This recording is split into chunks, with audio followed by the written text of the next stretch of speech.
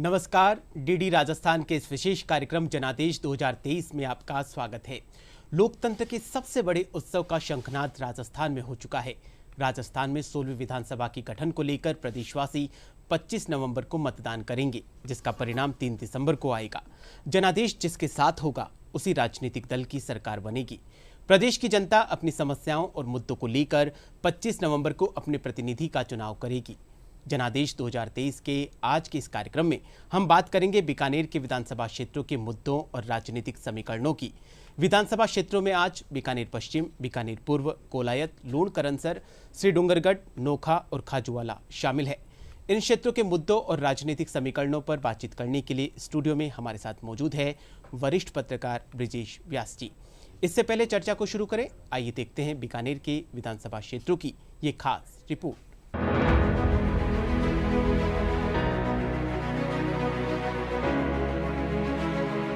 जनादेश में आज चर्चा करेंगे खाजूवाला, बीकानेर पूर्व और पश्चिम, कोलायत, लूणकरणसर, डूंगरगढ़ और नोखा विधानसभा क्षेत्र की। पिछले चुनाव परिणामों में इन 7 सीटों पर कांग्रेस और भारतीय जनता पार्टी ने 3-3 और सीपीआई-एम को 1 सीट पर जीत मिली थी। खाजूवाला विधानसभा सीट की बात करें तो ये सीट एससी आरक्षित सीट है।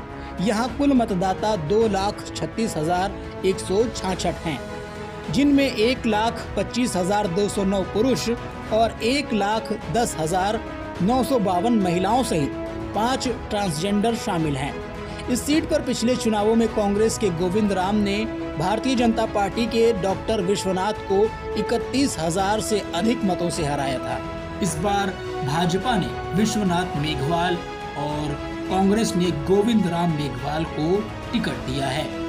बीकानेर पश्चिम में कुल मतदाता 2,36,720 हैं, जिनमें 1,21,632 पुरुष और 1,15,080 महिलाओं सहित 8 ट्रांसजेंडर मतदाता हैं।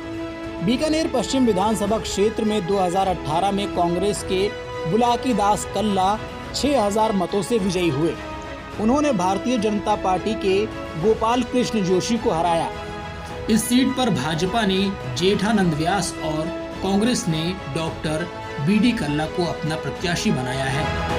बीकानेर पूर्व में कुल मतदाता 2,46,772 हैं, जिनमें 1,25,746 पुरुष और 1,20,524 महिलाओं सहित 2 ट्रांसजेंडर मतदाता हैं। बीकानेर पूर्व से भाजपा की सुश्री सिद्धि कुमारी ने कांग्रेस के कन्हैया लाल झामर को 7,000 से अधिक वोटों से पराजित किया। इस बार सिद्धि कुमारी भाजपा और यशपाल गहलोत कांग्रेस से चुनाव मैदान में हैं। कोलायत विधानसभा क्षेत्र पर नजर डालें तो यहाँ कुल मतदाता 2,53,735 हैं, जिनमें 1,36,145 पुरुष और 1,17,590 महिलाएं हैं। कोलायत विधानसभा क्षेत्र में कांग्रेस के भंवर सिंह भाटी ने भारतीय जनता पार्टी की पूनम कंवर को 11,000 मतों से हराया था। कोलायत से कांग्रेस ने भंवर सिंह भाटी और भाजपा ने अंशुमान सिंह भाटी को टिकट दिया है। लूणकरणसर विधानसभा क्षेत्र में 2,59,746 मतदाता हैं, जिनमें 1,38,225 पुरुष और 1,21,516 महिलाओं सहित 5 ट्रांसजेंडर शामिल हैं।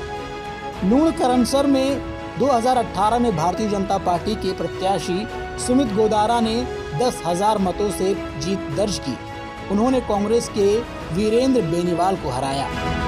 इस सीट पर सुमित गोदारा भाजपा और डॉक्टर राजेंद्र मुंड कांग्रेस से प्रत्याशी हैं। श्री डूंगरगढ़ विधानसभा क्षेत्र में 2,64,888 मतदाता हैं, जिनमें 1,40,524 पुरुष और 1,24,361 महिलाओं सहित 3 ट्रांसजेंडर शामिल हैं। इस सीट पर 2018 में माकपा के गिरधारी लाल ने 23,000 से अधिक मतों से कांग्रेस के मंगलाराम को हराया। यहाँ ताराचंद सारस्वत भाजपा से और मंगलाराम गोदारा कांग्रेस से चुनाव मैदान में हैं। वहीं गिरधारी लाल महिया सीपीएम से चुनाव लड़ रहे हैं। नोखा विधानसभा क्षेत्र में कुल मतदाता 2,80,531 हैं, जिनमें 1,49,798 पुरुष और 1,30,723 महिलाएं शामिल हैं। नोखा विधानसभा क्षेत्र में 2018 में भारतीय जनता पार्टी के बिहारी लाल बिश्नोई ने कांग्रेस के रामेश्वर लाल डूडी को 8,000 से अधिक मतों से हराकर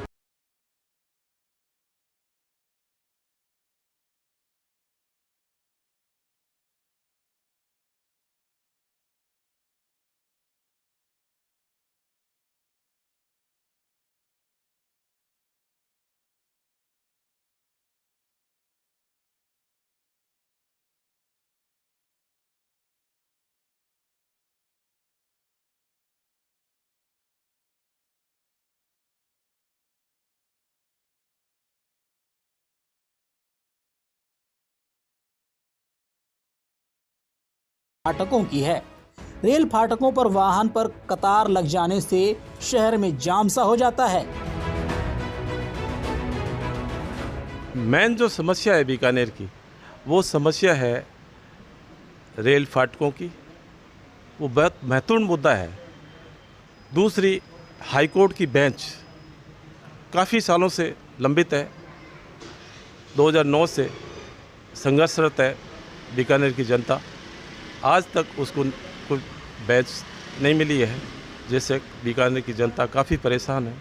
सबको अच्छा एजुकेशन सरकारी स्कूलों में अच्छा एजुकेशन मिलेगा तो प्राइवेट की तरफ लोग जाएंगे नहीं, लोग पढ़ेंगे अच्छा।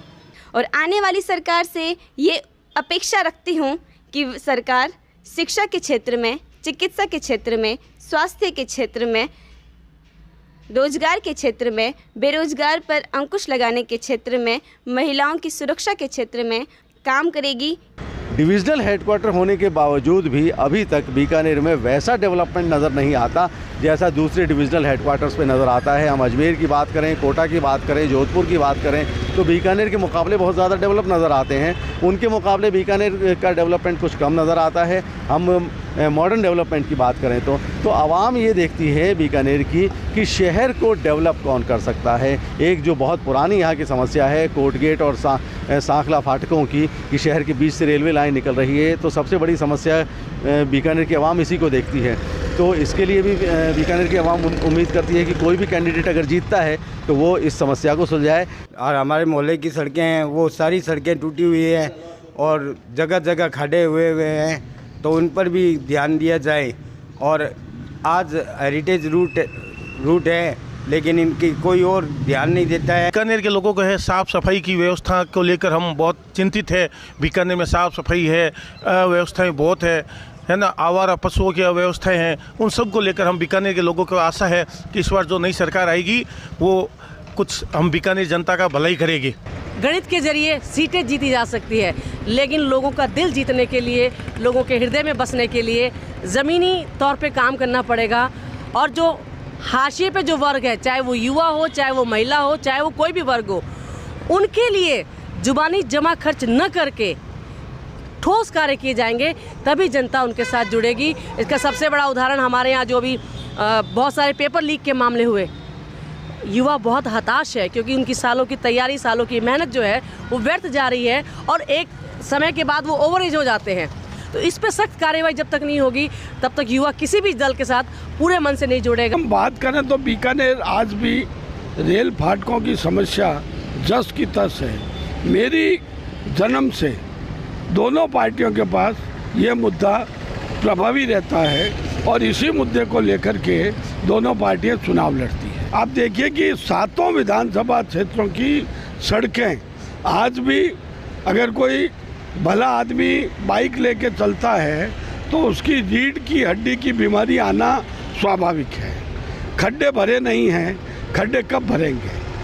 यहाँ शहर की समस्या को ले लें तो सूरसागर में कभी पानी आता है, कभी चला जाता है, लेकिन साफ पानी कभी नहीं आता। अगर हम ग्रामीण क्षेत्र के मुद्दों की बात करें तो ग्रामीण क्षेत्र में आज भी मंडियों की समस्या ज्यों की त्यों बनी हुई है, शिक्षा की समस्या ज्यों की त्यों है। हमने महाविद्यालय खोले हैं लेकिन वहाँ स्टाफ नहीं है।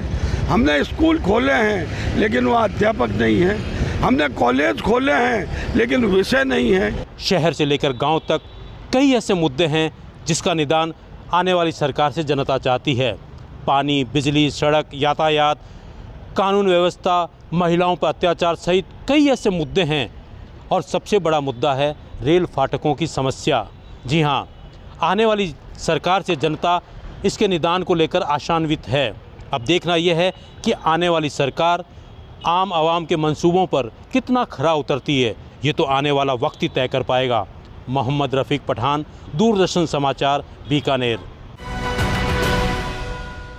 तो देखा आपने बीकानेर की जनता की क्या कुछ समस्याएं हैं, क्या कुछ मुद्दे हैं जिनको ध्यान में रखकर बीकानेर की जनता 25 नवंबर को चुनाव करेगी। इन्हीं मुद्दों और समस्याओं और बीकानेर के राजनीतिक समीकरणों पर चर्चा करने के लिए स्टूडियो में आज हमारे साथ बेहद खास मेहमान मौजूद हैं। आप हैं वरिष्ठ पत्रकार ब्रजेश व्यास जी। सर, पहले तो आपका हमारे इस प्रोग्राम में जनादेश 2023 की इस कड़ी में बहुत बहुत स्वागत है। बहुत बहुत धन्यवाद आपको। जी, चर्चा को शुरू करते हैं। सबसे पहले जो बीकानेर है वो राजस्थान के लिहाज से कितना कुछ महत्वपूर्ण भूमिका अदा करता है? देखिए विकास जी, बीकानेर वैसे तो संभाग है राजस्थान का, लेकिन बीकानेर की सिर्फ बात करें तो बीकानेर सामरिक दृष्टि से जी, आर्थिक दृष्टि से जी, और राजनीतिक दृष्टि से जी, तीनों दृष्टि से न केवल राजस्थान के लिए बल्कि पूरे देश के लिए सबसे महत्वपूर्ण है। अगर शुरुआत करते हैं सामरिक दृष्टि से शुरू करते हैं, क्योंकि अंतर्राष्ट्रीय मामला है। पूरी अंतर्राष्ट्रीय सीमा पे बीकानेर है जी, और उसके ऊपर सुरक्षा की जिम्मेदारी तो देश की है ही है, ये तो सबसे बड़ी चीज है। लेकिन वहाँ कानून व्यवस्था हो, सुरक्षा हो, वहाँ का विकास हो, सीमावर्ती क्षेत्रों की जो समस्याएं हैं उनका एक अपना अलग महत्व है और उनका निराकरण का एक अलग तरीका है। वहाँ केंद्र भी उसके अंदर जिम्मेदार है और उसमें राज्य भी उसकी भी भूमिका रहती है। तो सामरिक दृष्टि से बहुत महत्वपूर्ण है। कई बार जब भी युद्ध हुए तो उसने झेला, उस क्षेत्र ने झेला जी, बीकानेर ने उसको देखा, झेला जी, सामरिक दृष्टि से महत्वपूर्ण हो गया। अब बात करते हैं राजनीतिक दृष्टिकोण से। तो राजनीतिक दृष्टिकोण से भी बीकानेर मैं समझता हूं कि राजस्थान में कहीं पीछे नहीं है। महत्वपूर्ण इसलिए है कि देश में केंद्र में कैबिनेट मंत्री जी, और उसमें राज्य में राज्य के अंदर 3-3 मंत्री जी। तो अगर आप राष्ट्रीय स्तर पर देखेंगे तो अर्जुन राम मेघवाल की जो भूमिका है वो हम सब जानते हैं कि बहुत महत्वपूर्ण भूमिका के अंदर है और मंत्रिमंडल में उनका स्थान है। तो केंद्र में हमारे यहाँ से इसी क्षेत्र से एक मंत्री हो जी। और राजस्थान की राजनीति में इसका महत्व का अंदाज आप इस बात से लगा सकते हैं कि 3 मंत्री अगर एक जगह से आते हों तो आप अंदाजा लगा सकते हैं कि इन मतदाताओं के ऊपर कितनी बड़ी जिम्मेदारी है और राजस्थान की राजनीति में इस क्षेत्र का योगदान कितना, जनता की अपेक्षाएं भी बढ़ जाती है। अब निश्चित तौर पर जब आपके पास राजनीतिक रूप से इतना बड़ा संसाधन या इतना बड़ा सेटअप आपको राजस्थान की गवर्नमेंट में मिला है जी, तो जनता की अपेक्षा लाजमी है जी। अब बात करते हैं फौरी तौर पर आर्थिक पक्ष की जी। राजस्थान में मैं समझता हूं कि बीकानेर का आर्थिक पक्ष बहुत महत्वपूर्ण है जी। पूरे देश में नहीं, अंतर्राष्ट्रीय स्तर पर बीकानेर की नमकीन, बीकानेरी नमकीन, बीकानेरी रसगुल्ला जी, उसकी धूम है जी, बिल्कुल। और उसका कंट्रीब्यूशन क्या है आर्थिक रूप से कहने की जरूरत नहीं है। समझा जा सकता है कि बीकानेरी नमकीन का स्वाद न केवल हिंदुस्तान बल्कि हिंदुस्तान से बाहर जिस तरह से लोगों की जुबान पर है, और हिंदुस्तानी अगर बाहर है तो वो बीकानेरी नमकीन और बीकानेरी रसगुल्ले को किस तरह से प्रेम करता है, किस तरह से स्वाद उसका याद रखता है, उसका जो कंट्रीब्यूशन है इकोनॉमिक सेटअप में जी, वो बहुत बड़ा है जी। उसका योगदान, क्योंकि वहां अगर आप रोजगार की बात करेंगे जी, वहां अगर आप आर्थिक समृद्धता की बात करेंगे जी, तो फिर आप बीकानेर में ये नमकीन उद्योग और रसगुल्ला उद्योग को बहुत बड़ा योगदान उसका रहेगा। अब आते हैं दूसरी बात पे, इसी इकोनॉमिकल कंट्रीब्यूशन पे, वो है वहां की ऊन का कारोबार जी। तो हालांकि फिलहाल वो थोड़ा बाधित है, वहां ऊन मंडी को बंद पड़ी है, वो एक बड़ा मुद्दा, हम बात करेंगे उस मुद्दे पे। लेकिन उसके अलावा है ऊंट से जुड़े प्रोडक्ट जी। और मैं समझता हूं कि ये एक सबसे बड़ा नवाचार था कि ऊंटनी के दूध को लेकर जी पूरे देश में स्वास्थ्य से संबंधित जो कॉन्शियस है, हेल्थ कॉन्शियस लोग, वो बहुत इस चीज को ध्यान से देखते हैं। तो वो कारोबार भी बढ़ा। एक और कारोबार है पापड़ उद्योग जी। बीकानेरी पापड़ की अपनी धमक है पूरे हिंदुस्तान में, और उसका भी जो कंट्रीब्यूशन है, उसका जो योगदान है, खाद्य पदार्थों की श्रेणी में अगर जाएंगे तो वो बहुत बड़ा है। तो आर्थिक पक्ष उसका बहुत समृद्ध है। जी, राजनीतिक हमने चर्चा की कि 3-3 मंत्री अगर राजस्थान की सरकार में वहां से आते हों तो उसका सहज अनुमान लगा सकते हैं कि उसका कितना महत्व राजस्थान की राजनीति में और वर्चस्व है और मतदाताओं पर कितनी बड़ी जिम्मेदारी है चयन को लेकर। जी, केंद्र में जहां इतने बड़े पद पर और महत्वपूर्ण विभाग, केंद्र और राज्य दोनों में प्रतिनिधित्व कर रहे हैं, ये इसका योगदान 3 अगर हम बिंदुओं पर मोटे तौर पर देखें तो है। जी बिल्कुल, इन सारे मुद्दों के ऊपर चर्चा करेंगे, लेकिन इससे पहले जो बीकानेर की जनता का सबसे बड़ा मुद्दा है, जो रेलवे की लाइन है वो शहर के बीचों बीच होते हुए गुजरती है, सबसे जो मार्केट है उसको बांट रखा है। बिल्कुल, सबसे बड़ी बात यह है कि वो मुद्दा तो है ही है, बात है मुद्दा कब से है। पिछले जब से ये चुनाव प्रक्रिया शुरू हुई होगी तो उस समय से ये रेलवे लाइन का मुद्दा जो पूरे शहर को, आप सोचिए एक बार, आप उसकी कल्पना कीजिए, किसी शहर को आप अगर आपके घर को 2 भागों में बांट देंगे तो घर के अंदर रहने वाले लोगों के दिलों पर क्या गुजरती होगी, ये अनुमान लगाया जा सकता है। एक शहर जिसका विकास इसलिए बाधित है क्योंकि उस शहर के बीचों बीच से आपने एक ऐसी लाइन खींच दी कि आधा शहर इस पार और आधा शहर उस पार, जिंदगियां थम जाती है जब वहां से रेल गुजरती है। और इसी मुद्दे पर चुनाव चुनाव पिछले 50 साल से इसी मुद्दे के ऊपर लड़े जा रहे हैं हर बार, और ये चुनाव भी है तो तब तक इसका निराकरण नहीं हुआ। इस चुनाव में भी ये मुख्य मुद्दा है और आप देखिएगा कि हर पार्टी और हर प्रत्याशी जो होगा वो इस मुद्दे के निराकरण का आश्वासन। तो इसमें जो उम्मीदवार है, जो जनप्रतिनिधि है, उनको सबसे बड़ी चुनौती किस चीज की आ रही है? पिछले 50-60 सालों से ये समस्या ज्यों की त्यों बनी हुई है, आपको क्या लगता है सबसे बड़ा जो समस्या है इसके निराकरण में क्या है विकास जी? इसमें 2 चीज है जी। पहली चीज तो हर जो प्रत्याशी जीत के आता है वो चाहता है कि मैंने जो वादे किए वो पूरे करूं जी, लेकिन यहां नहीं होने की वजह क्या है कि रेलवे लाइन गुजर रही है, वो केंद्र का मामला है जी, और जो जीत के आते हैं विधायक, जिस पे अभी हम चर्चा कर रहे हैं विधानसभा चुनाव को लेके, वो विधानसभा में आते हैं और राज्य का उसकी जो दखलंदाजी ज्यादा है या उसका जो प्रभाव है वो राजस्थान के अंदर सरकार में रहता है या वो वहां मांग कर सकता है। तो केंद्र में और राज्य के बीच में जो सामंजस्य इन मुद्दों को लेकर होना चाहिए, इस तरह की जो योजनाएं केंद्र से संबंधित है, केंद्र और राज्य जिस पे का जो कॉमन इश्यूज है वो एक ये इशू है।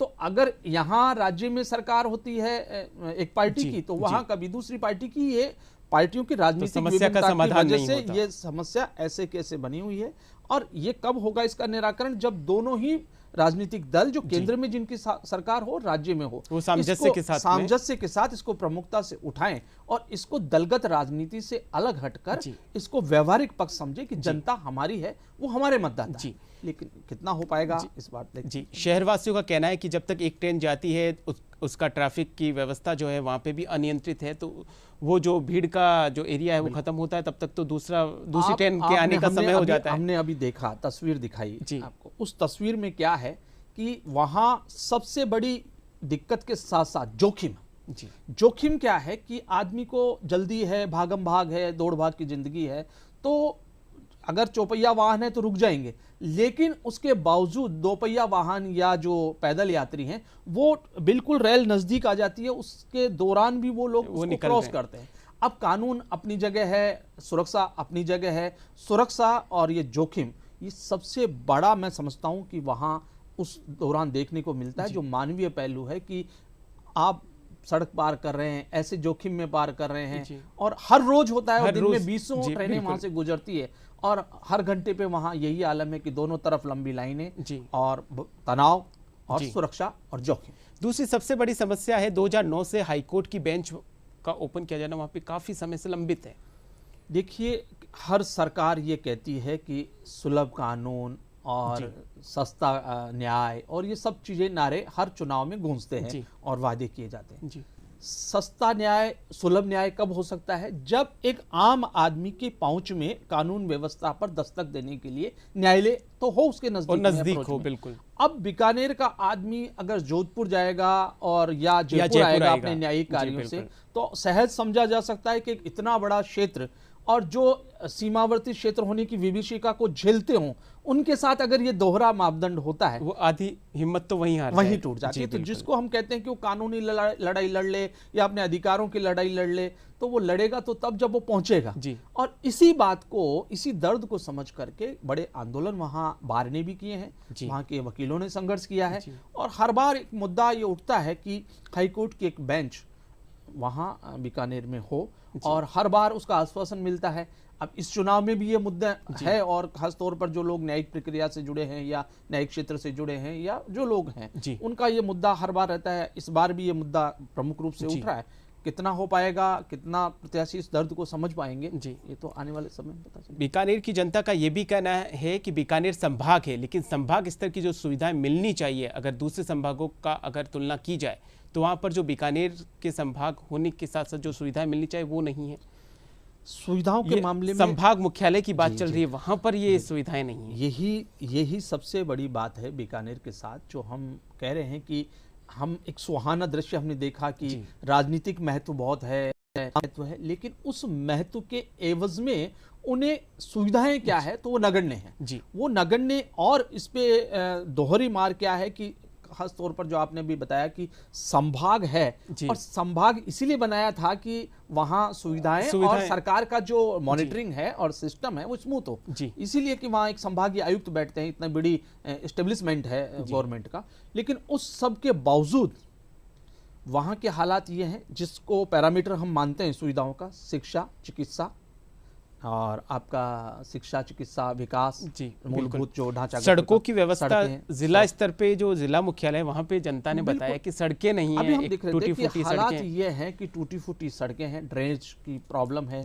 नालियां पूरी तरह बनी हुई नहीं है। ये हालात अगर संभागीय मुख्यालय के हैं तो आप समझ सकते हैं कि जो इससे आगे क्षेत्र हैं, आसपास के जो विधानसभा क्षेत्र हैं, तो उनके हालात को जब हम मुख्यालय के हालात ये हैं, तो बाकी जो गांव के हैं या रिमोट एरियाज हैं, वहां के हालात और वहां विकास की, यहाँ तक कि पेयजल की जो व्यवस्था है वो भी पूरी तरीके से सुचारू नहीं है। देखिए, दो चीज है वहाँ, एक पेयजल की समस्या, क्योंकि ये रेगिस्तानी क्षेत्र रहा, रेगिस्तान का भाग रहा, तो पेयजल की समस्या लोग बाग आज से नहीं, बहुत पहले से, लेकिन अब पहले की चर्चा नहीं कर सकते। आज के दौर में अगर ये बात हो कि पानी पीने का मुहैया नहीं हो पाए, इससे ज्यादा बड़ी मूलभूत आवश्यकता है, नहीं हो सकती। जी बिल्कुल। और ये तस्वीर बीकानेर में आप देख सकते हैं। जी, तो हम आज़ादी के इतने साल के बाद अगर उस क्षेत्र को, जो हमारे मानचित्र में रेगिस्तान कहलाता था, उसको सरसब्ज कर देने के लिए इंदिरा गांधी नहर परियोजना आई, उसके बावजूद अगर आप इंदिरा गांधी नहर परियोजना के किनारे होकर आप प्यासे रहते हैं समंदर किनारे, तो ये प्रशासनिक या हमारी राजनीतिक विफलता या राजनीतिक इच्छा शक्ति की कमी कही जा सकती है, जो यहाँ है खास तौर पर। और वो पेयजल को लेकर अगर लोगों को आंदोलन करना पड़े, पेयजल को लेकर के एक मुद्दा बन जाए चुनाव में, तो फिर इससे ज्यादा मैं समझता हूँ काफी गंभीर सोचने वाली बात है। पानी बिजली दो चीजें तो साथ, पानी बिना सब सून है, पानी सब सून। जी बिल्कुल। तो जब रहीमन उस समय कह गए कि रहीमन पानी राखे बिन पानी सब सून, तो आज सरकारों को ये बात समझ नहीं आ रही कि खास तौर पर उस क्षेत्र में जो आपके सीमा पर है, जो इतनी चुनौतियों का सामना करते हैं, वहाँ पानी जैसी सुविधा, वहाँ सड़क जैसी सुविधा, वहाँ विकास के पार्क के, जनता ने और बड़े मुद्दों पे मांग करी नहीं, उनको तो बेसिक चीजें चाहिए, मूलभूत आवश्यकताएं चाहिए, वो अपने जनप्रतिनिधि से इतनी उम्मीद करते हैं। ये सोनी जी, सबसे बड़ी बात क्या है, विकास को आप जब बात करते हैं विकास की, तो एक नागरिक को आप ये तो मूलभूत सुविधाएं देने के लिए तो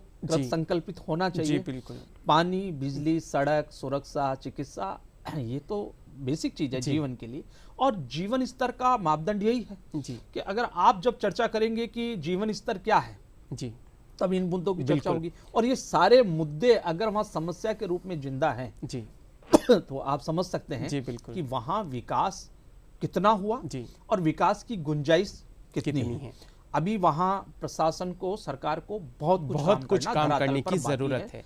नारे हुए, वायदे हुए, लेकिन एक वहाँ व्यापारियों की बहुत गंभीर समस्या है कि एयर कनेक्टिविटी नहीं है। कुछ निश्चित जगहों के लिए ही एयरपोर्ट की फैसिलिटी है, बिल्कुल जो यात्राएं हैं, बिल्कुल उनका कहना है कि मुंबई से, कोलकाता से या जितनी भी बड़ी सिटीज़ हैं उनके साथ में एयर कनेक्टिविटी बीकानेर की हो, जिससे जो कारोबार है उसमें सुगमता लाए। जब हम बात करते हैं इसके आर्थिक पक्ष की, तो आर्थिक पक्ष में क्या आता है आपका, वो कनेक्टिविटी पहले इशू आता है, एयर कनेक्ट। क्योंकि आप अगर कहते हैं कि इंफ्रास्ट्रक्चरल डेवलपमेंट चाहिए आपको बिजनेस ग्रोथ के लिए, और व्यापारिक विकास में अगर आपकी कनेक्टिविटी उन शहरों से नहीं है जहां हम बात कर रहे हैं कि वहां की नमकीन, बीकानेर की रसगुल्ला, विश्व प्रसिद्ध है, पापड़ वो विश्व प्रसिद्ध है, तो आप विश्व से जुड़ेंगे तभी तो आपके इन उत्पादों को जिनके लोग चाहने वाले हैं उन तक पहुंचा पाएंगे। और व्यापार में जब तक सुगमता नहीं होगी तो व्यापार मैं नहीं समझता कि इतना फल फूल सकता है। व्यापार को फलने फूलने के लिए, व्यापारिक समृद्धता के लिए बेहद जरूरी है कि आपका ढांचागत विकास तो हो, और उसमें पहली शर्त है कनेक्टिविटी, चाहे वो बाई रोड हो, चाहे वो बाई ट्रेन हो, चाहे वो बाई प्लेन हो। तो बाई रोड और बाई प्लेन तो ठीक है, वहाँ अभी इतना हम लोग नहीं, लेकिन जो इसके लिए चाहिए, जो व्यापार जो इनका राष्ट्रीय और अंतर्राष्ट्रीय स्तर का है, वहाँ एयर कनेक्टिविटी बेहद और बेहद जरूरी चीज है, जिससे वो कारोबार को पंख लग सके, जिससे विदेशी से लेकर के और देश के अन्य प्रांतों के कारोबारी वहाँ आ सके, सुगमता से माल वहाँ जा सके, ये सारे। और ड्राई पोर्ट की भी बात कई बार सरकार करती आई है, वो भी अभी तक तो कोई दिखाई नहीं दिया। जी, एशिया की सबसे बड़ी ऊन मंडी बीकानेर में है, लेकिन वो पिछले कई सालों से बंद है। इससे कितने लोग बेरोजगार हो गए?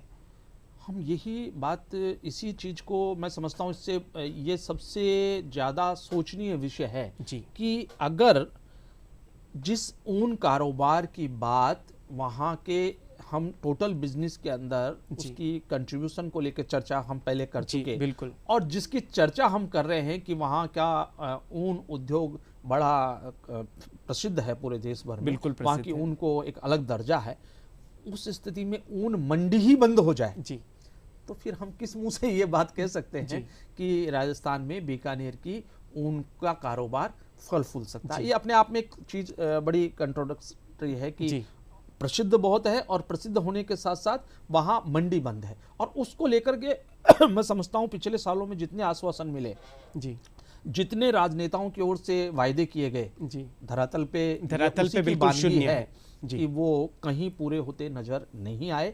खास तौर पर ऊन मंडी एक सबसे बड़ा है कि जो रोजगार देता है, जो आपकी आर्थिक समृद्धता की गारंटी देता है, और वहां के क्षेत्रीय किसानों के लिए एक जीवन रेखा है। तब आप समझ सकते हैं कि वो मंडी ही बंद हो जहां से कारोबार हो, तो उनको मोटिवेशन भी नहीं मिलता, जो उन व्यवसाय से जो लोग जुड़े हुए हैं। धीरे धीरे क्या होगा विकास जी कि धीरे धीरे आदमी कुछ दिन संघर्ष करता है, वायदों पे भरोसा करता है, फिर वो दूसरे व्यवसाय की तरफ उन्मुख हो जाता है। और यही अगर और आने वाले समय में ये मंडी नहीं खुलती है और ये यूं ही सुस्ती का आलम रहता है, तो आप देखिए कि धीरे धीरे ये जिस चीज को हम बयान कर रहे थे, जिस चीज को हम वहाँ के बारे में सोच रहे थे कि वहाँ का महत्व है, वो धीरे धीरे बिल्कुल खत्म होता जाएगा, और एक बड़ा कारोबार हाथ से निकल जाएगा बीकानेर। जी, राजस्थान का राज्य पशु ऊंट है, और बीकानेर में ऊंट अनुसंधान केंद्र है, और ऊंटों की संख्या में लगातार गिरावट हो रही है। ऊंटों की संख्या में गिरावट हो रही है, वहाँ ऊंट अनुसंधान केंद्र में रिसर्च की बात हर सरकार करती है, और उसके बावजूद जिस दूध को अब तक जो उसके फायदे हैं, यूं कहते हैं कि वो अमृत है, और इम्यूनिटी के तौर पर तो उसको एक आप दवाई के रूप में कह सकते हैं कि वो औषधि है, बिल्कुल। तब उस औषधि को हम देश के कोने कोने तक नहीं पहुंचा पा रहे। अगर पहुंचा पा रहे हैं तो मात्र उसका पाउडर फॉर्मेट में पहुंच पा रहा है, क्योंकि कोई ऐसी व्यवस्था नहीं है, मार्केटिंग भी नहीं है, उसका विपणन का प्रॉपर सेटअप नहीं है, नेटवर्क नहीं है, और उसके साथ साथ वहां हम लोग उसको जिस ढंग से पब्लिशिंग करना चाहिए था, जिस ढंग से उसको बताना था देश दुनिया को, वो शायद नहीं बता पाए, और वो बताने के पीछे कारण ये रहा कि हम उसको विकास ही नहीं कर पा रहे हैं। जहां हम जिससे ये मिलेगा हमें दूध, उनकी पशुओं की संख्या ही कम हो रही है। पशुपालकों की समस्याएं खूब है, पशुपालकों की समस्याएं, उनकी समस्याओं को समझे बगैर उनको आश्रय भी दें, उसके अंदर रिसर्च भी हो, वहां पर उनके इंश्योरेंस से लेकर के उनके खरीद के लिए ऋण व्यवस्था हो, एक पूरे टोटल इंटीग्रेटेड सिस्टम की जरूरत है जो उसको डेवलप करे, कोई एजेंसी हो जो उसको पूरे आर्थिक रूप से भी समृद्ध करने के लिए, किसानों के आर्थिक गारंटी देने के लिए हो। रेगिस्तान का जहाज है बिल्कुल, और उसके दूध को बाहर तक पहुंचाने के लिए नेटवर्किंग हो, उसकी विपणन की व्यवस्था हो। ये सारी चीजें हैं जो चुनौतियां हैं इस चुनाव में भी है और पिछले समय से काफी सालों से समस्या है। लेकिन अब तो राज्य पशु का दर्जा दिया गया है तो सरकारों को गौर करना चाहिए। बात यही है कि कागजों में क्या है और धरातल पर क्या है। फर्क यह है कि कागजों में बहुत कुछ है जी, और धरातल पर वो उसका क्रियान्वयन नहीं हो रहा है बेहतर तरीके से। आपने एक जिक्र किया पापड़ उद्योग का। पापड़ बनाने में एक खनिज पदार्थ का बहुतायत से उपयोग किया जाता है, साजी, जो साजी पड़ोसी देश से हम आयात करते हैं। तो बीकानेर की जनता की जो व्यवसायी लोग हैं उनकी ये भी समस्या है कि जो ये साजी है उसकी कालाबाजारी खूब हो रही है, इसकी उपलब्धता नहीं, क्योंकि ये हम इसके ऊपर डिपेंड हैं दूसरे देश के ऊपर। तो इसके अंदर आपको राष्ट्रीय स्तर पर, अंतर्राष्ट्रीय स्तर पर एक सुगमता से ये उपलब्ध हो जाए व्यापारियों को, ये देखने की बात है कि जब हम फूड पार्क की बात करते हैं तो फिर उस जो रॉ मटेरियल है उसके अंदर जो कंपाउंड है साजी, उसको उपलब्धता बड़ी चुनौती है और सरकारों को देखना चाहिए, क्योंकि पापड़ उद्योग का वहाँ योगदान बहुत बड़ा योगदान है। जैसे नमकीन का योगदान है, रसगुल्ले का कुछ ब्रांड तो वर्ल्ड फेमस है। बिल्कुल। तो उसके लिए जब आप समझ सकते हैं कि मात्रा भी बहुत चाहिए होती है साजी की, और वो साजी अगर उपलब्ध नहीं है तो वो उद्योग उस समय तक कई बार ऐसी स्थितियां आती है पापड़ प्रोड्यूसर्स के सामने, उत्पादकों के सामने, कि प्रोडक्शन बंद रखना पड़ता है केवल इसलिए कि साजी की उपलब्धता नहीं, या फिर उसके विकल्प के तौर पर किसी और को चुना जाता है तो उससे जो टेस्ट रहता है, जो बीकानेरी पापड़ जो गुणवत्ता है वो पे भी फर्क पड़ता है, स्वाद पे भी असर आता है, दोनों चीजों पर असर है। तो अगर हम उसको चाहते हैं कि उसके स्वाद भी बरकरार रहे लोगों की जीभ पे और उसका जो गुणवत्ता है वो भी बरकरार रहे, तब बेहद जरूरी है कि सरकारों को इन बातों को बेहद गंभीर तरीके से सोचना होगा कि जो मटेरियल उनको चाहिए उसको सुगमता के साथ उपलब्ध करवाएं, अपनी जिम्मेदारियों को समझें, और जो जनप्रतिनिधि इन चुनाव में अब लोगों के पास जा रहे हैं तो लोगों को दबाव बनाना चाहिए इन मुद्दों के ऊपर, बना भी रहे हैं, जनता अपने मुद्दे रख भी रही है, मुद्दे समस्या है। और मैं समझता हूं कि एक परिपक्व लोकतंत्र की सबसे बड़ी खूबी यह है कि जनता जागरूक हो और जनप्रतिनिधि सतर्क हो, जनता को लेकर के, उन मुद्दों को लेकर सतर्क रहें, तो उससे कुछ तस्वीर सतर्क भी रहें और जो जनता के मुद्दे हैं उनको जीतने के बाद में उनके ऊपर कार्य भी करें। जी, खाजूवाला विधानसभा क्षेत्र की बात करी जाए तो वहाँ की जनता का कहना है कि यहाँ की सबसे बड़ी जो समस्या वो नशे की तस्करी है, क्योंकि वो सामरिक दृष्टि से महत्वपूर्ण सीमा उसकी पड़ोसी देश से लगती है। आप देखिए कि पड़ोसी राज्य है पंजाब जी, और पंजाब में ये एक बहुत बड़ी समस्या नशे की है, फिल्में उस पर बन चुकी है और बार बार चर्चाएं होती है कि पंजाब में किस तरह से वहाँ का युवा नशे की जद में आ चुका, और ये भी इलाका पंजाब और पाकिस्तान दोनों से लगता हुआ है। एक तरफ राज्य की सीमा, एक तरफ उसका जो अंदर प्रवेश है इन मादक पदार्थों का वो बहुत बेहद आसान है तुलनात्मक रूप से अन्य जगहों के, क्योंकि वो बिल्कुल बॉर्डर पर है, वहाँ उपलब्ध है।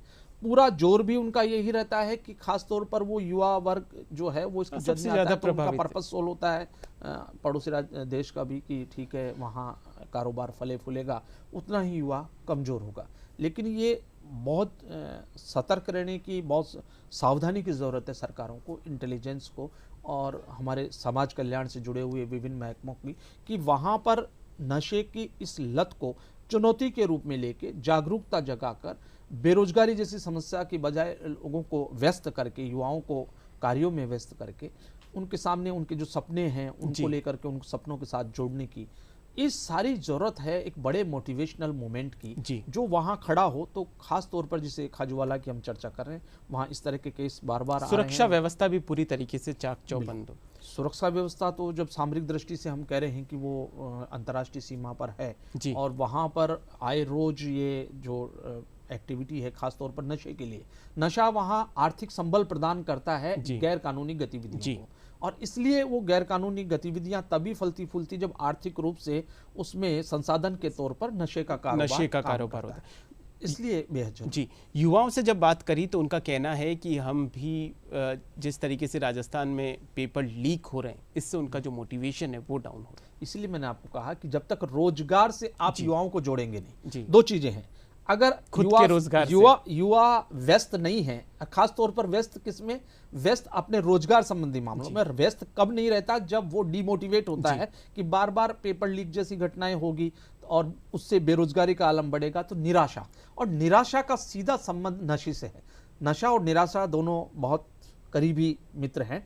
इसलिए युवाओं के अंदर निराशा दूर हो, उनके अंदर एक जीवन के प्रति जागरूकता हो, जीवन के प्रति उत्साह हो, और वो उत्साह रोजगार, समृद्धि, आर्थिक संपन्नता, ये सारे वो फैक्टर हैं जो वहाँ होने जरूरी हैं। बीकानेर के युवाओं का कहना भी लाजमी है, क्योंकि शिक्षा मंत्री खुद वहाँ से आते हैं। शिक्षा मंत्री उसके बाद वहाँ में से एक है, के बाद में अब- एक पेपर आउट भी हो रहे हाँ, हैं। शिक्षा मंत्री रहे वीडी कल्ला, और उसके साथ साथ आप ये देखिए कि एक दो पेपर लीक हो तो चलता है जी, अगर एक पूरी सीरीज कड़ी ऑफ- में हाँ, सीरीज- एक सीरीज हो, जी। पूरी श्रृंखला हो, जी। और श्रृंखला के बाद उसका कहीं दूर तक हल होता नजर नहीं आए, तब निराशा लाजमी है जी, और उसके बाद में करप्शन का बढ़ता और फिर उसके बाद भ्रष्टाचार। जी। तो ये जो हम जिसके जहां से चर्चा कर रहे हैं कि नशा, नशे के बाद बेरोजगारी, और बेरोजगारी के बाद में ये पेपर सभी लीक चीजें और एक दूसरे से जुड़ी भ्रष्टाचार, हुई है। ये सब चीजें जुड़ी हुई है।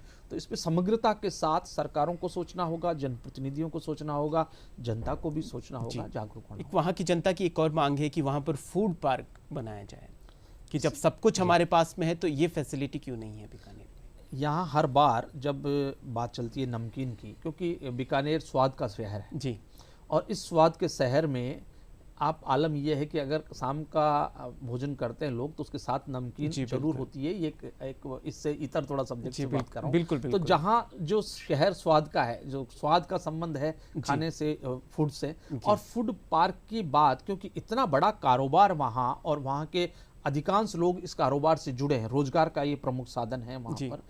तब अगर फूड पार्क जैसी हम यूनिटें वहाँ नहीं लगा पा रहे या उसको स्थापित नहीं कर पा रहे, तो ये सबसे बड़ी लोगों में निराशा भी होती है, और उसके आर्थिक पक्ष को भी वो कहीं ना कहीं डैमेज करती है, उसके ऊपर भी चोट पड़ती है। जबकि पूरी क्षमता है बीकानेर में फूड पार्क की, बीकानेर इसके में बावजूद फूड पार्क की क्षमता है। वहाँ ये तीन चीजें, पापड़, मंगोड़ी, वहाँ रसगुल्ला, वहाँ का नमकीन उद्योग, ये सारा मोट का कारोबार बहुत बड़ा, सारी चीजें वहाँ हैं। लेकिन नहीं है तो अगर वो फूड पार्क हो जाए तो सेलर, बायर, ग्राहक, ये सब लोग एक जगह, एक ही कैंपस में अगर वो सारी चीजें होंगी, खरीदने वाले उपभोक्ता भी सब वहीं पे हैं, प्रोसेसिंग से लेकर के डिस्ट्रीब्यूशन और नेटवर्किंग, मार्केटिंग, तो उस पार्क में हो सकता है। लेकिन ये मुद्दा भी वही, जैसे हम कह रहे हैं कि पिछले कुछ समय से लंबित है। सरकार ने सपना तो दिखा दिया बीकानेर को कि फूड पार्क की घोषणा कर दी, बात कर दी, लेकिन वो मुद्दा केवल सिर्फ बातें करने से काम नहीं होगा, काम करने से ही काम होगा। बीकानेर के राजनीतिक समीकरणों की चर्चा की जाए तो आपको क्या लगता है, जो राजनीतिक दल है उनके सामने सबसे बड़ी चुनौती क्या रहेगी बीकानेर के परिप्रेक्ष्य में? बीकानेर में चुनौती, हम ये इसे कहेंगे दुर्भाग्य कहेंगे, या जातिवादी राजनीति, जातिवादी समीकरण, ये सबसे बड़ी चुनौती है। और विकास को हम लोग दूसरे श्रेणी में रख करके बात करते हैं राजनीतिक दृष्टिकोण से, जब भी राजनेता बात करते हैं, वो ही सबसे बड़ी चुनौती है कि वहाँ बीकानेर को अगर हम देखें, केवल पहले बीकानेर की बात करें तो बीकानेर जिले में 7 सीटें है, और 7 सीटों में से 3 सीटें पिछले बार बीजेपी ने ली, 3 कांग्रेस ने ले ली, और 1 माकपा के पास। माकपा ने भी अपनी उपस्थिति दर्ज करवाई। अपनी उपस्थिति दर्ज इसलिए करवा दी साहब कि ये जो डूंगरगढ़ है ये कृषि क्षेत्र है, और पूरे कृषि क्षेत्र के अंदर जहां किसानों को लेकर के, किसान मुद्दों पर काफ़ी जागरूकता है, और उसमें शायद ये इन दोनों पार्टियों से अलग हट करके माकपा में कहीं राह नजर आई, और पिछली बार माकपा से वहाँ के विधायक चुन करके आए दहिया, गिरधारी दहिया, तो मैया, माफ कीजिए, तो मैया चुन के आए, तो एक दस्तक थी कि दोनों बड़े राजनीतिक दलों में कहीं न कहीं मार्क्सवादी कम्युनिस्ट पार्टी की दस्तक रहेगी। बीकानेर शहर की बात करी जाए, बीकानेर पश्चिम और पूर्व, तो पश्चिम से तो हमारे यहाँ जो मंत्री थे बीडी कल्ला राज्य में, वो वहाँ से जीत के आए थे, और पूर्व में सिद्धि कुमारी जी पिछले 3 बार से लगातार वो आ रही हैं वहाँ से। और इस बार वहाँ सबसे बड़ी दिलचस्प बात यह है विकास जी कि यहाँ हर बार सिद्धि कुमारी तो पूर्व में हमेशा रही जी, बीकानेर पूर्व इन्होंने एक छोर संभाल के एक छोर से संभाल के रखा, लेकिन इसी जगह पर प्रत्याशी बदलते गए और दल के साथ बदलते गए। पिछली बार झंवर वहां से आए थे, उनके कन्हैयालाल झंवर, और इस बार वो उनके सामने थे, इस बार वो फिर वापस आए, और अब तो खैर वो इस परिदृश्य में अभी नहीं है बीकानेर में। अब की बार वहां से यशपाल गहलोत जो हैं उनको कांग्रेस ने मैदान में उतारा है, वहाँ के जिलाध्यक्ष रहे हैं, सब्र रखा उन्होंने, तो उसका फल उनको मिला और पार्टी ने इस बार उनको अपने टिकट दिया है। तो वहाँ यशपाल गहलोत और सिद्धि कुमारी का कड़ा मुकाबला। इसके साथ और भी जो 7 विधानसभा क्षेत्र हैं उनमें भी कड़ा मुकाबला देखने को बिल्कुल मिल सकता है। जगह ऐसी जगह है जहां 1-2 जगह छोड़ दीजिए, बाकी 1-to-1 पार्टियों के बीच मुकाबला है, सीधा मुकाबला है दो दलों के बीच में, कांग्रेस और आप हमारे दर्शकों से क्या कुछ कहना चाहेंगे मतदान को लेकर? देखिए विकास जी, ये लोकतंत्र का सबसे बड़ा महापर्व है चुनाव, और ये मतदाता के हाथ में अपने एक सौभाग्य की चाबी है। अब वो इस सौभाग्य की चाबी को मतदान के जरिए इस ताले को खोलता है, अपने सौभाग्य को। तो मतदान करें, युवाओं को अधिकार मिला है मतदान का, युवा ज़्यादा से ज़्यादा वोटिंग सेंटर तक पहुँचे, मतदान करें। जितना मतदान होगा सजगता के साथ करें, मतदान करें और सजगता के साथ करें। मुद्दों पर अपनी राय रखकर, अपने जनप्रतिनिधियों के ऊपर अपने विकास के मुद्दों को, जनता से जुड़े मुद्दों को सामने रखकर मतदान करें। जी, उनसे इस मामले में जाने कि दोनों पार्टियां, तीनों पार्टियां, जो भी राजनीतिक दल हैं, वो उनके मुद्दों पर क्या राय रखते हैं और कितना कुछ इरादा रखते हैं। यही मैं समझता हूं सबसे बड़ी सफलता है कि ज्यादा से ज्यादा मतदान हो। जी, हम भी आपसे यही अपील करते हैं कि आपके जो भी मुद्दे हैं, जो भी समस्याएं हैं, उनको ध्यान में रखते हुए 25 नवंबर को जो चुनाव है उसमें मतदान अवश्य करें। सजगता के साथ, निर्भीकता के साथ, निष्पक्षता के साथ मतदान जरूर करने जाएं। सर, आज हमारे इस प्रोग्राम में आप पधारे, बहुत बहुत धन्यवाद। इसी के साथ जनादेश 2023 की आज की इस कड़ी में फिलहाल के लिए इतना ही। नमस्कार।